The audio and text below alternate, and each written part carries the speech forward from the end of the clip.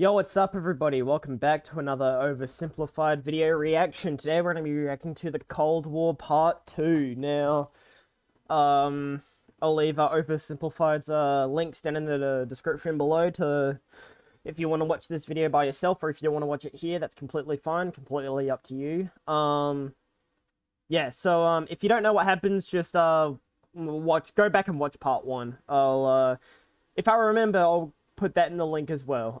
It's the video before this. But yeah, this is our part 2 of the Cold War. Let's see what happens in this one. This video was made possible by Skillshare, an online learning community where you can learn just about anything. Support my channel by signing up using the link below and get your first 2 months for free. By the way, this video For anyone who thinks recent US history has never been as crazy as it is right now, allow me to present to you the 1960s, extreme cultural division, major political assassinations, and the closest the world has ever come to nuclear apocalypse. Shocked by the CIA's intrusive methods for putting down socialism in Latin America, a certain Fidel Castro met with a certain Che Guevara in a bar in Mexico City, and the two of them decided they should grow some awesome beards and overthrow the Cuban government, which is exactly what they did. Cuba had been America's summer playground, and America didn't like seeing a communist regime being set up in its own backyard. So the US immediately began training up Cuban exiles to invade Cuba and overthrow Castro. However, as the day of the operation came closer, Kennedy wanted to conceal any US involvement in the plan, so he massively scaled back American air support, and as a result, the Bay of Pigs invasion was a humiliating defeat for America. But Castro felt there was still an impending US threat to his regime. Meanwhile, in the Soviet Union, Khrushchev had a lot of medium-range nuclear missiles that couldn't reach America, but they could if they were positioned, say, on an exotic Caribbean island off the coast of Florida. Hey, I'm a communist who hates America. You're a communist who hates America. You know what that means? We should fall in love. I was just gonna suggest you set your missiles up in Cuba. Oh, no, you're right. That's a better idea. Be still, my beating heart. Oh my god! Ah! 9! On October 14th, 1962, a U-2 spy plane over Cuba noticed something strange. Sir, you need to look at this photograph. You're right! That's the cutest dog I've ever seen! Sir, I was referring more to the Soviet missiles. America freaked out as they realized what was going on. They were completely vulnerable, and they had to act fast. They knew that airstrikes or an invasion of Cuba would likely mean nuclear war with the Soviet Union, so Kennedy came up with another idea. A blockade. The US Navy announced it would stop and search any Soviet ships heading to Cuba, and would sink any that did not comply. In response, the Soviet put its military into full combat readiness. The US did the same, and began drawing up plans for an attack on Cuba. Things were escalating fast, and both superpowers were getting ready for World War III. Emergency communications between the two sides broke down as Khrushchev rejected Kennedy's demands for the missiles to be removed, and for the first time in history, US Strategic Air Command moved to DEFCON 2. DEFCON 1 means nuclear war. The Soviets shot down a U-2 spy plane over Cuba. A Soviet nuclear submarine in the Caribbean mistakenly believed war had already broken out, and 2 of the senior officers gave the go-ahead to fire its nuclear torpedo. Thankfully, the 3rd senior officer, this beautiful man, refused to authorize the decision. The US finalized its preparations, and I kid you not, the day before the US were set to decide the day and time for the Cuban invasion, Khrushchev was like, hey, you know if you just removed your missiles from Turkey, we'd remove ours from Cuba? Yeah, that sounds good to me. It was a bit more complicated than that, but at the last second, the two sides finally came to an agreement. Soviet missiles were shipped out of Cuba, and the world breathed one gigantic sigh of relief. Except for one guy, who was bloody livid. Phew! Let's hope that's the biggest crisis of my presidency. Unfortunately for him, his presidency was to end with one. Having nearly blown up the planet, a few changes were made. First, the superpowers agreed to a limited test ban treaty. Secondly, the Soviets ousted Khrushchev and replaced him with Leonid Brezhnev, who was a kisser.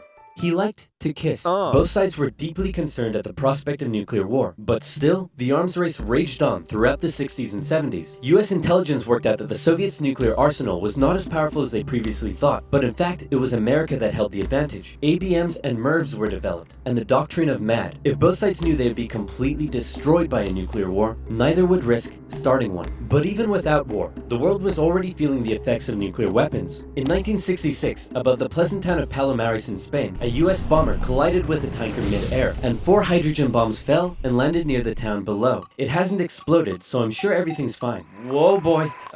Hey, I wouldn't eat that if I were you. Okay. What were you gonna do today? Go for a swim? Yeah, I wouldn't. Are you breathing right now? Yeah? Yeah. I wouldn't. It took the Americans 2.5 months to find one of the bombs, which had gone missing in the ocean. This was the 14th time America had lost a nuclear bomb since 1950. Nobody knows how many bombs the Soviet Union lost. God. So sleep well tonight.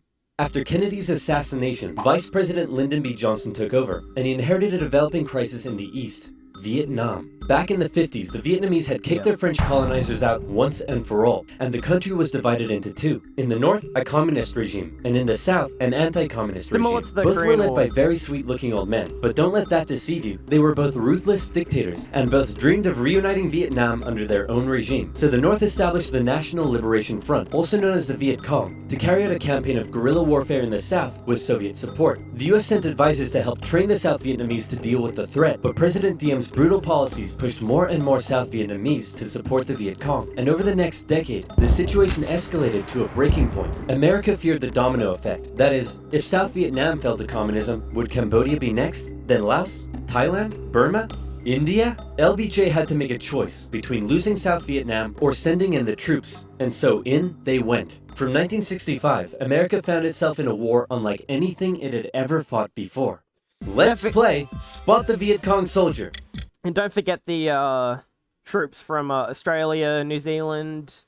I'm pretty sure the Netherlands troops from the Netherlands were there as well. I'm not too sure. I might have to look and go back.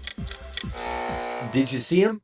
Of course not. That's because millions of young American men were drafted and sent to fight a ruthless enemy who used the thick jungle as its shield.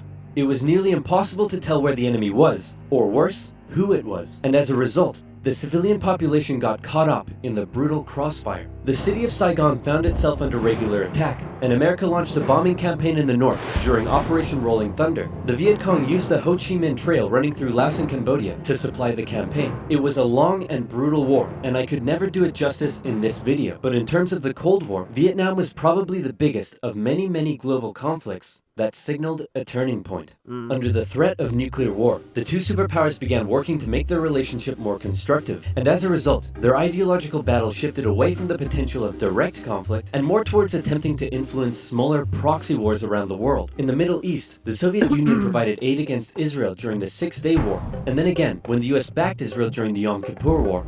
In Africa, the Angolan Civil War saw US-supported South Africans fighting Soviet-supported Cubans. In the conflict between Somalia and Ethiopia, the superpowers interestingly switched sides as regimes changed, and the US continued fighting the spread of communism in its own backyard, funding the famous Contra groups to fight the socialist junta in Nicaragua. These proxy wars were fierce enough to begin with, but superpower intervention amplified the destruction and created alarming levels of human suffering throughout the Third World. And in Vietnam, that human suffering was all being broadcast back home via good old television. Going into the late 60s, America was a changing nation. This became... Well, with World War II, it was fucking radio. This became this, and this became this. The new slogan that was taking root: make love, not war. The majority of Americans didn't.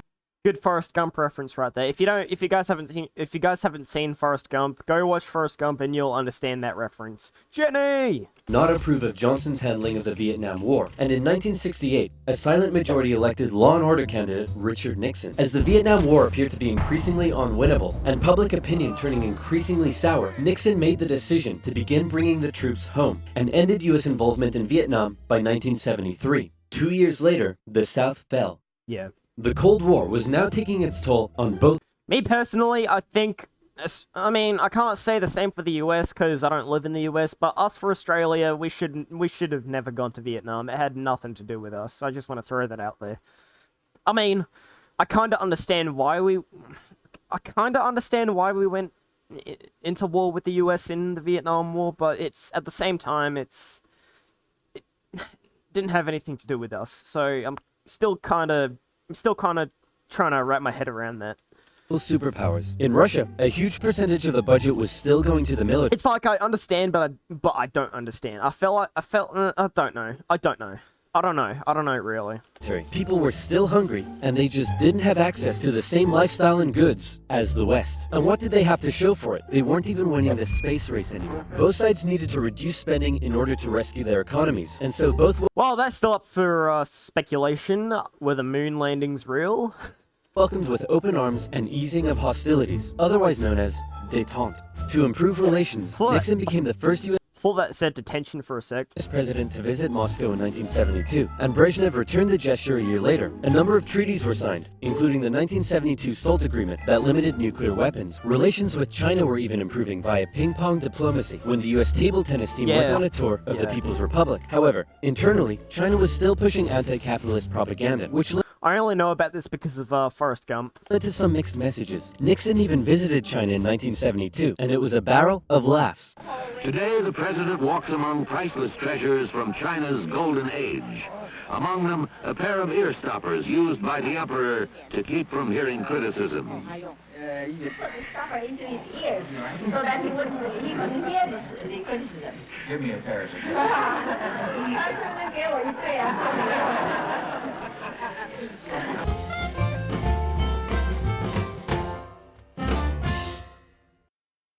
God damn it! Unlock your unstoppable career Sorry, with guys. UniSA. Get an industry design degree that gets you ready Premium. and get the jump on your career.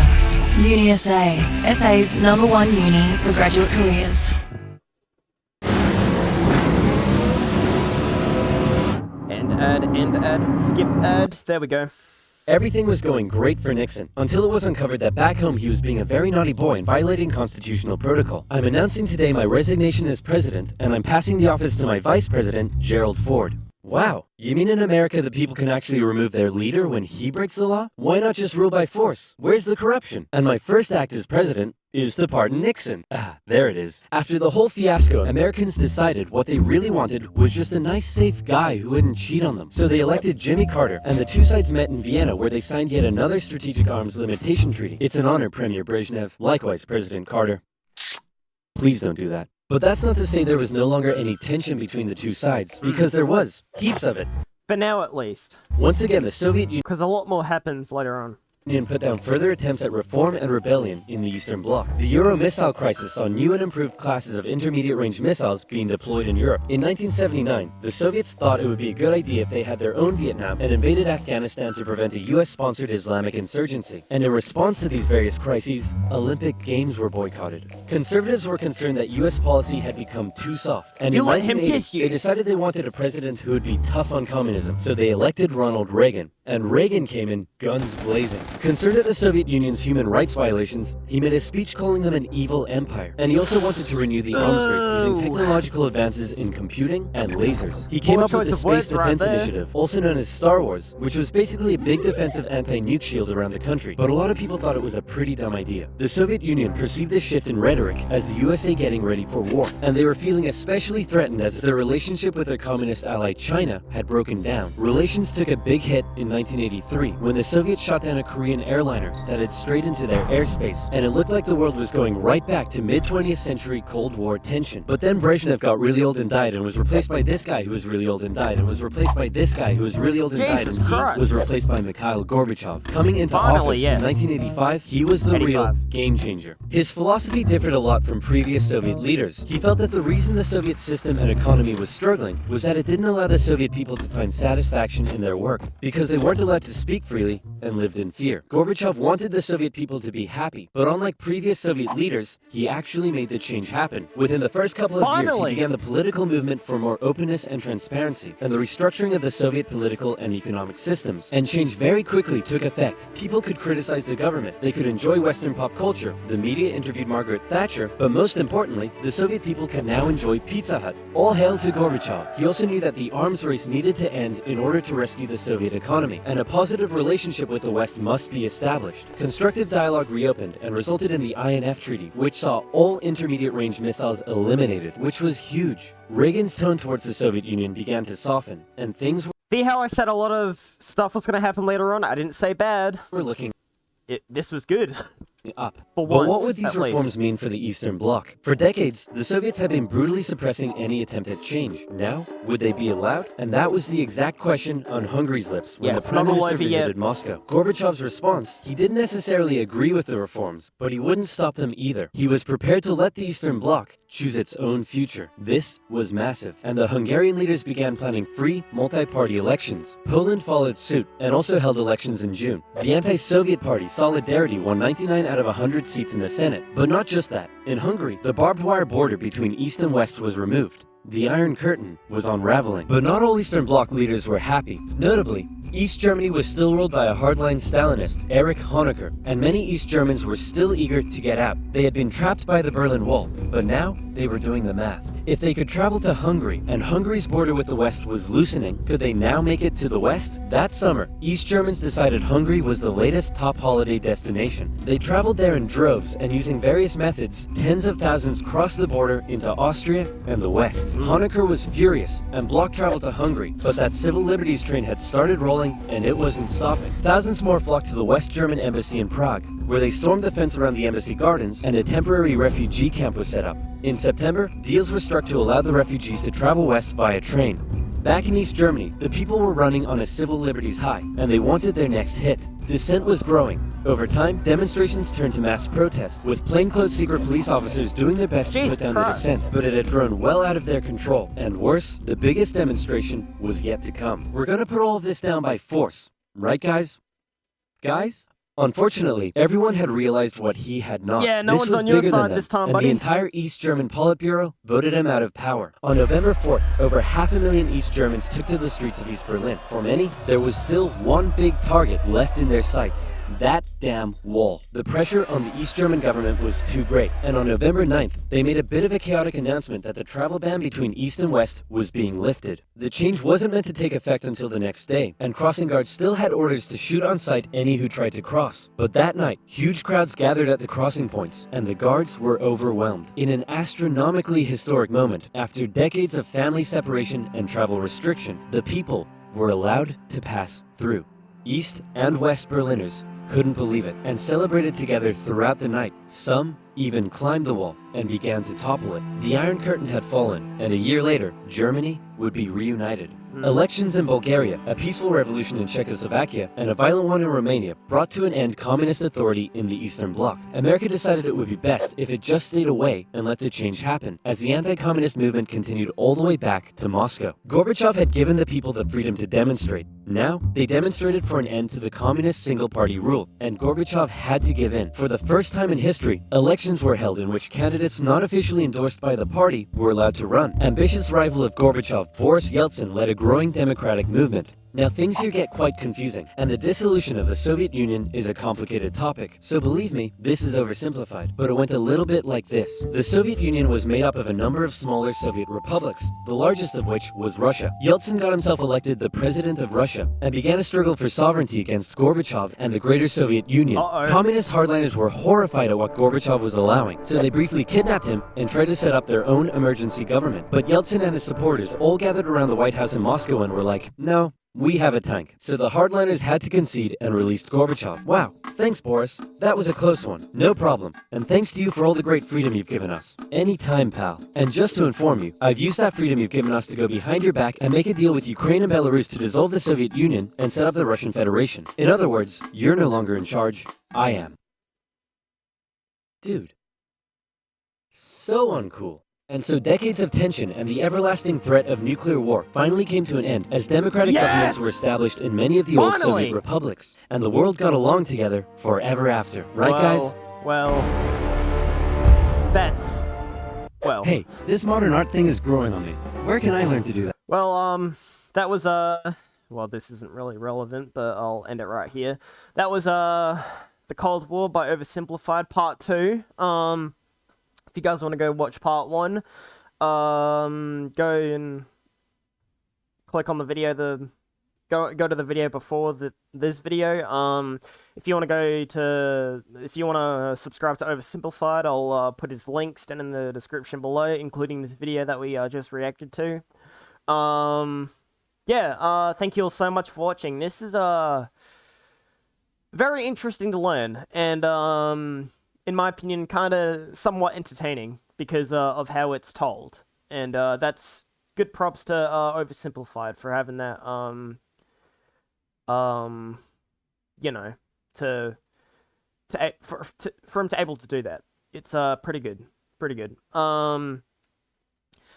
But yeah, it covered a lot, you know, it covered a lot of bad, of course, but also some good at the end, you know, with the freedom and the Berlin Wall and, you know, majority of the people and civilians finally being at peace with everything. For now, at least, because, you know, the world isn't full of sunshine and rainbows, you know, there's still problems, of course, especially since then, but, yeah, that's all I have to say, so I'll see you all next video. Make sure to leave a like and subscribe, and I'll see you all next video. Well, I said that twice, but bye, guys!